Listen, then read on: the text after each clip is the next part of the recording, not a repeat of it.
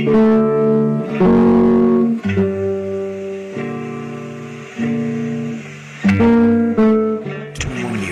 lead counsel for the World Bank. She turned whistleblower, attorney Karen Hudes. Karen Hudes, could you give the audience a little background on yourself? Yes, I'm a lawyer and an economist, and I worked in the legal department of the World Bank for 20 years. I did what a lawyer inside a bank is supposed to do, which is when the financial information was getting fiddled, I reported it up the corporate ladder. I went to the audit committee. When that didn't work, I went to the U.S. Treasury Department. When that didn't work, I went to the U.S. Congress. When that didn't work, I went to Ben Bernanke. When that didn't work, I went to the rest of the world. I heard that name. Yeah, and when that didn't work, I went to the rest of the world. And that's where we are now. We're with the rest of the world.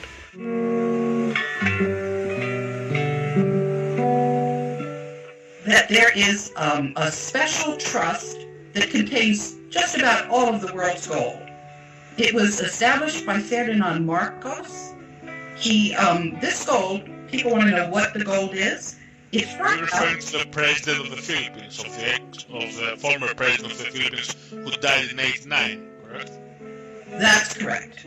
That's who. Except, it's not clear about the exact date of his death because he had a cousin who, he was removed. He was removed by the CIA. It was not by a popular uprising. You know how the CIA stages these things. And he was sent off to Hawaii. But he had expected that this was going to happen, and he had gotten his cousin to stand in for him. So it was his cousin that was in Hawaii, captive.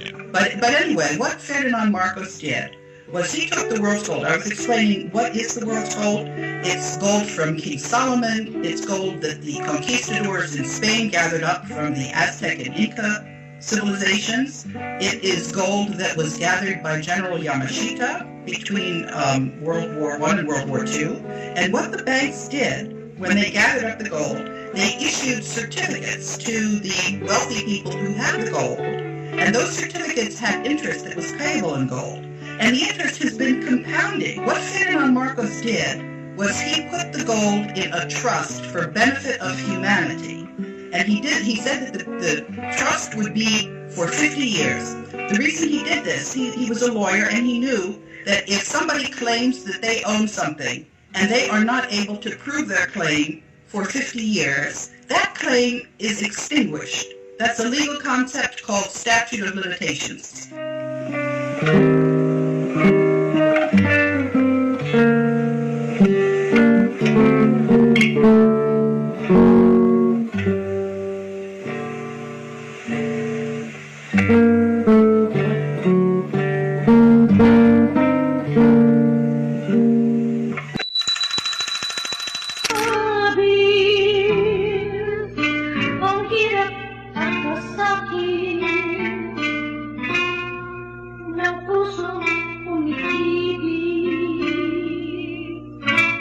Actually, we don't know how much there is because now we have not been allowed to look into these accounts.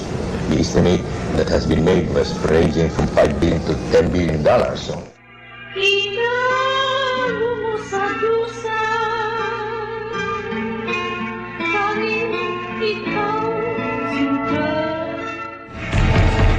We're entering the documents of the trial of the century. Oh. Here. 170 banks that Marcos deposited money on. These are the 350,000 documents used against me. Now, all of that. All the mines, all the banks of the world, 170 banks of the world. And I have the bill of lading. And these are all U.S. government exhibits.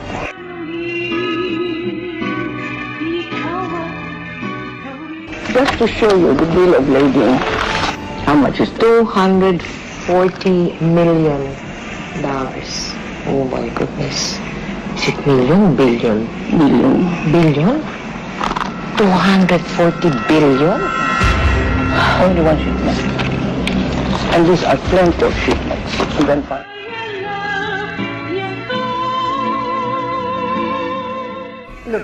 only I had a photographic memory, I could tell you what it was. But it's all right. We can't show you, but it shows deposits in the name of Ferdinand Marcos in a bank in Brussels, and it's for 987 billion dollars. 900. Can we show the camera? No. Sige na, oh.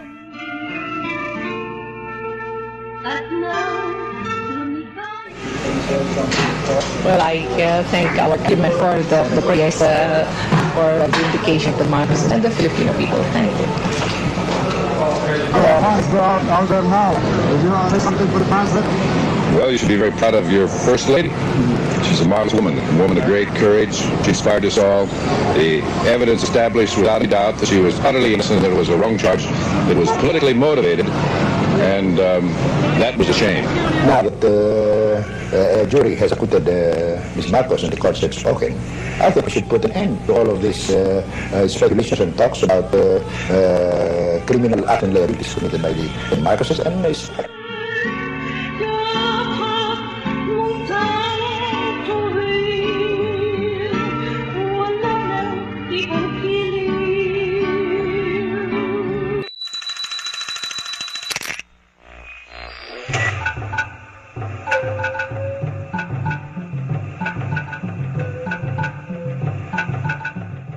Simula pa lamang ng 1970, kumakalat na ang usap-usapan tungkol sa mga plano ni Presidente Ferdinand Marcos.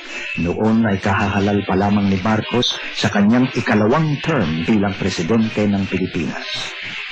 Sa ilalim ng konstitusyong umiiral noon, 2 term lang ang Presidente. Hindi na pwedeng tumakbo si Marcos sa pagka-Presidente sa 1973. Ayon sa usap-usapan, pinaplano na ni Marcos kung paano siya mananatili sa kapangyarihan. Ang kanyang Plan A, gawing parlamentaryo ang sistema ng gobyerno.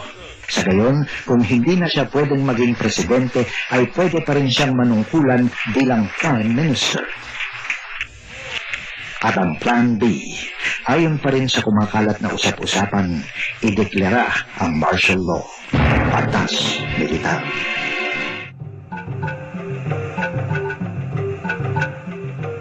Yes, that is quite clear. In spite of any result of any constitutional convention, I have no intention of running for a third term.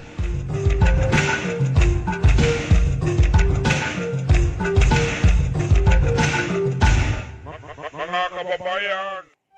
Taong 1971, isang grupo ng mga Pilipino ang pinadala sa China ng Communist Party of the Philippines, o CPP.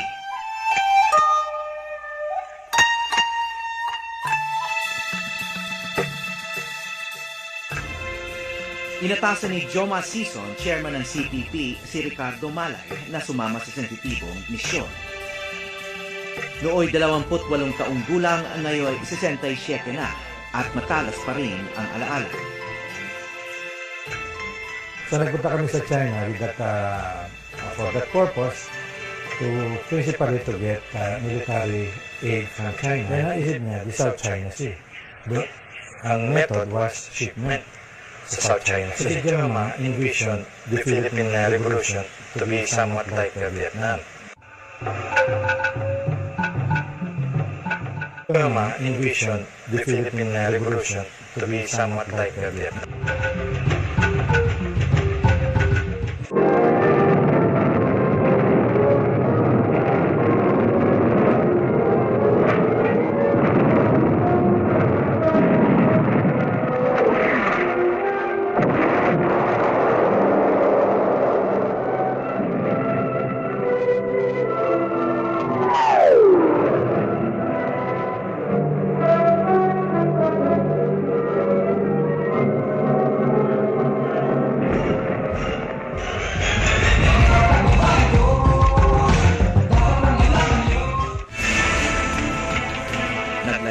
China noong 1972.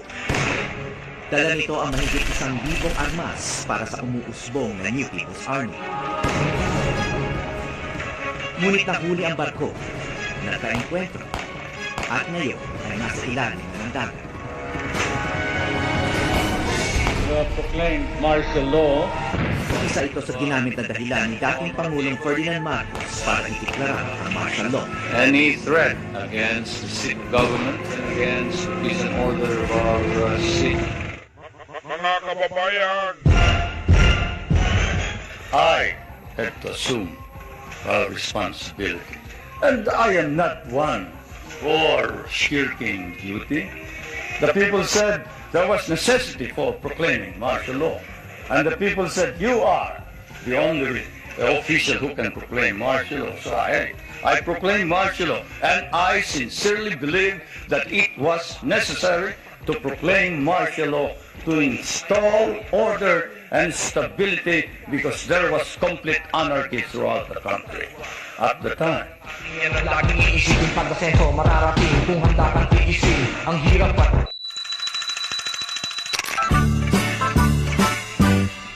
Philippines has a great history according to our geography. Manila. When someone told me, ang ganda mo, I answered, sana ikaw rin.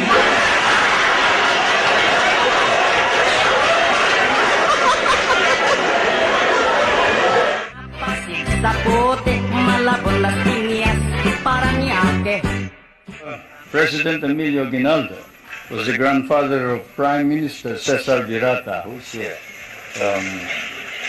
My grandfather only commanded the revolutionary forces. We have changed places since then. Incidentally, that statement allegedly made by Cardinal Sin has been denied by Cardinal Sin. I was surprised that you haven't heard about it. This just goes to prove that there is some time lag when you move towards the West.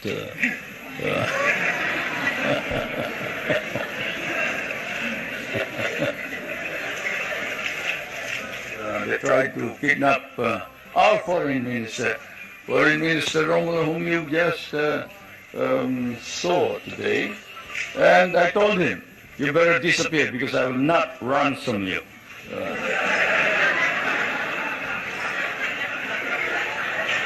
After the attack on Pearl Harbor, U.S. bases in the Philippines could not be defended. Why should we expect that in another war these bases would be more reliable? That's one of the questions that I wanted to find out.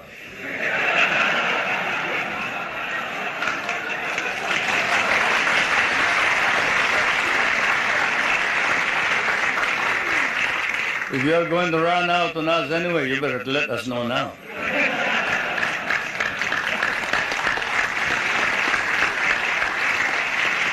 There is widespread malnutrition in the Philippines, and only 1/3 of your labor force has regular employment. Given this, how do you justify the prosperity in which you, your family, and friends live? You must like us, the way you ask this question.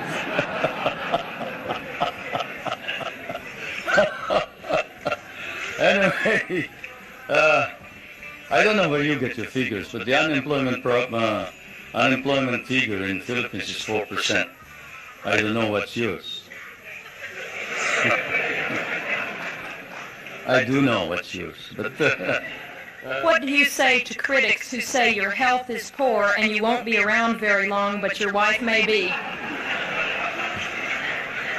Anybody want to try me in the ring?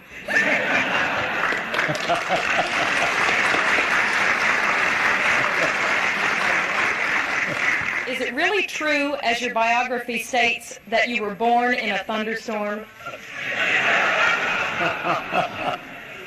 How should I know? But my mother says so, yes. My mother says so, and I guess if you can't believe your mother, whom will you believe, huh? Thank you very much.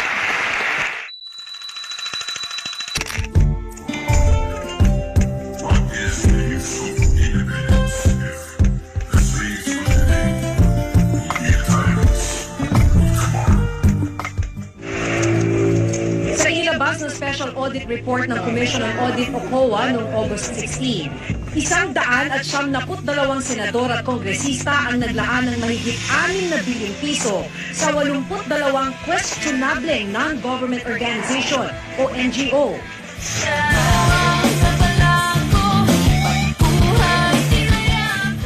Sinasabing sa panahon pa ng mga Amerikano nag-umpisa ang pork barrel.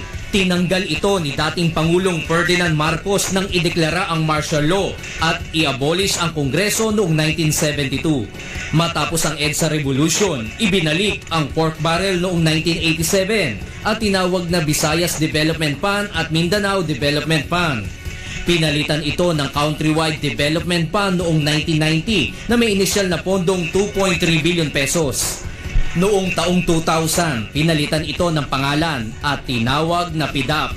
Ngunit kahit ano pa man ang naging katawagan dito, mula noon hanggang ngayon, nasa diskresyon ng mga mambabatas ang paggastos nito na siya namang pinagmumulan ng pang-aabuso. For the sake of the Filipino people, I ask Mr. Marcos to step down now so that we can have a peaceful transition of government.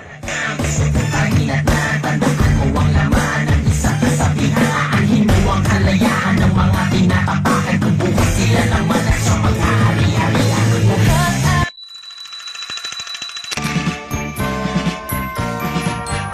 Pasko na naman, okay tuloy ng araw.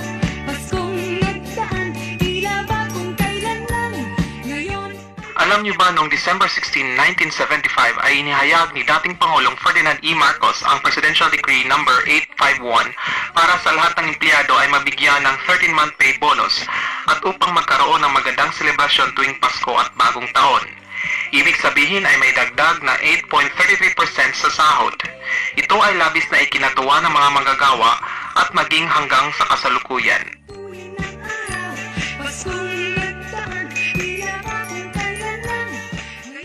Pagkatapos ng EDSA Revolution, inihayag ni dating Pangulong Corazon C. Aquino noong July 25, 1987 ang Executive Order No. 273 upang ipatupad ang value-added tax o dagdag buwis na 10% sa mga pangunahing bilihin o serbisyo. Ito ay kabawasan sa sahod ng mga Pilipino at malaking kabawasan sa perang ipinapadala ng mga overseas Filipino workers. Kung tutuusin, parang nawala na ang 13-month pay bonus at may bawas pa na 1.67% sa sahod.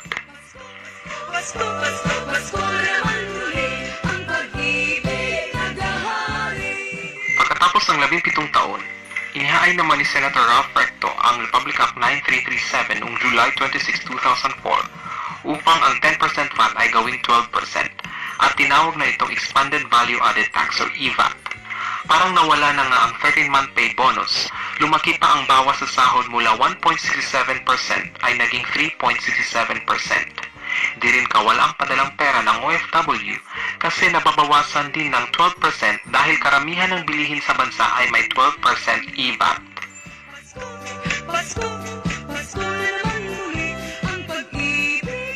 Sa panahon ni Marcos, damang-dama ang 13-month pay bonus. Ngunit pagkatapos ng EDSA Revolution, ito ay di na malayang nilamon na ng VAT. Pati padala ng OFW ay nabawasan na din ng 12%.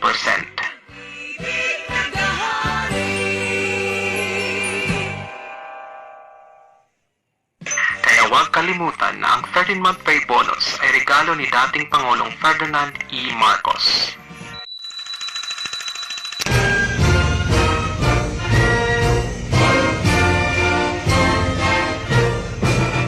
Di kailanman masisira ang imahe ng dating Pangulong Ferdinand E. Marcos dahil sa kanyang 7 alas na nakakalat sa buong bansa. Simulan natin sa ika-7 alas na matatagpuan mula Quirino Avenue sa Maynila hanggang Southern Tagalog Arterial Road sa Santo Tomas, Batangas. Ito ay ang South Luzon Expressway or SLEX na ginawa noong 1970s. Ito ay may habang 60 kilometro at tinaguriang pinakauna sa Southeast Asia. Ang ika-6 na alas ni Marcos ay matatagpuan mula EDSA sa Quezon City hanggang Bulacan, Pampanga. Ito ay ang North Luzon Expressway or NLEX na ginawa rin noong 1970s. Ito ay may habang 84 na kilometro at tinagurian rin pinakauna sa Southeast Asia. Kasama sa NLEX ang Candaba Viaduct na tinaguriang pinakamahabang viaduct ng bansa sa habang 5 kilometro. Ang ikalimang alas ni Marcos ay matatagpuan mula Baclaran hanggang Monumento. Ito ay ang Manila Light Rail Transit System o mas kilalang LRT-1 na binuksan noong 1984. Tinagurian din itong pinakaunang light rail transit sa Southeast Asia. Ang ika-4 na alas ni Marcos ay matatagpuan sa Calauit Island sa Palawan. Ito ay ang Calauit Island Safari Park na binuksan noong 1976. Ito ay may lawak na 3.7 hectares at may 8 uri ng hayop na mula pa sa bansang Kenya. Tinagurian itong pinakaunang safari park sa Southeast Asia. Ang ikatlong alas ni Marcos ay matatagpuan sa pagitan ng Samar at Leyte. Ito ay ang San Juanico Bridge na binuksan noong 1973. Ito ay may habang 2.16 kilometers at tinaguriang pinakamahabang tulay ng bansa. Ang ikalawang alas ni Marcos ay matatagpuan sa probinsya ng Bataan. Ito ay ang Bataan Nuclear Power Plant na huling na inspeksyon para sa kaligtasan noong 1985 ng International Atomic Energy Agency. Inaasahan sanang makapagbigay ang planta ng 623 megawatt na kuryente, ngunit di pa rin ito binuksan simula noong nangyari ang 1986 EDSA Revolution. Ang nuclear power plant na ito ay tinaguriang pinakauna sa Southeast Asia. At ang pinakamalakas at numero 1 alas ni Marcos na matatagpuan sa Visayas. Ito ay ang Leyte Geothermal Pilot Plant na binuksan noong 1977 at tinaguriang pinakauna sa Southeast Asia. Sa unang bahagi ng operasyon, ang planta ay nakapagbigay ng 3 megawatt na kuryente. Pero sa kasalukuyan, ang Leyte Power Plant ay nakapagbigay ng 700 megawatt na kuryente. Ang geothermal plant ay sinasabing pinakamalinis at pinakamurang paraan upang makapagbabas ng kuryente.